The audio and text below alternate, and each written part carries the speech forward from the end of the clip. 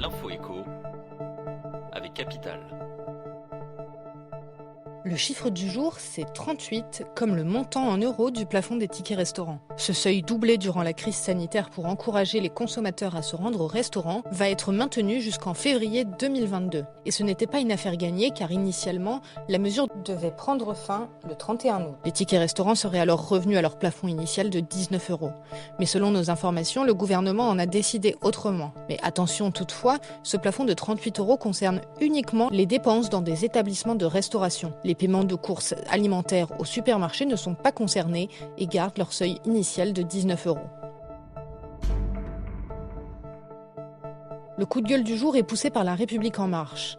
Le parti présidentiel s'est lassé de la présence sur les réseaux sociaux de faux comptes à son effigie, au point de demander à la justice de révéler l'identité de leur créateur. Pour y parvenir, le mouvement dirigé par Stanislas Guerini a assigné Twitter et Telegram devant le tribunal judiciaire de Paris avant d'obtenir gain de cause le 13 août dernier. Dans sa démarche, LREM explique vouloir se cantonner à des canaux de communication officiels pour ne pas générer de confusion auprès des militants.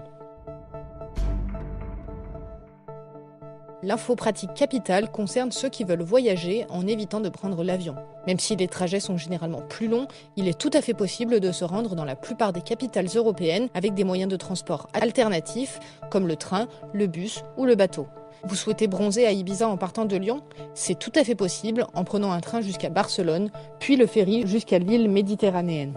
Comptez tout de même 8 heures de traversée et environ 30 € pour prendre le bateau. Découvrez également comment rejoindre Athènes, Madrid ou encore Reykjavik sur capital.fr. Et on termine par un constat inattendu, rouler moins vite en ville pollue davantage.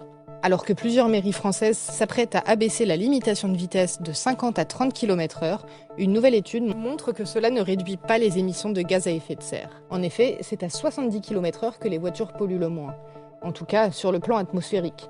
Car en termes de pollution sonore, ce sont bien les voitures les plus lentes qui sont les plus inoffensives. Et c'est vers cet objectif que tendent les municipalités qui mettent en place les 30 km/h pour faire la part belle aux mobilités douces en évinçant les voitures. C'était l'info écho avec Capital.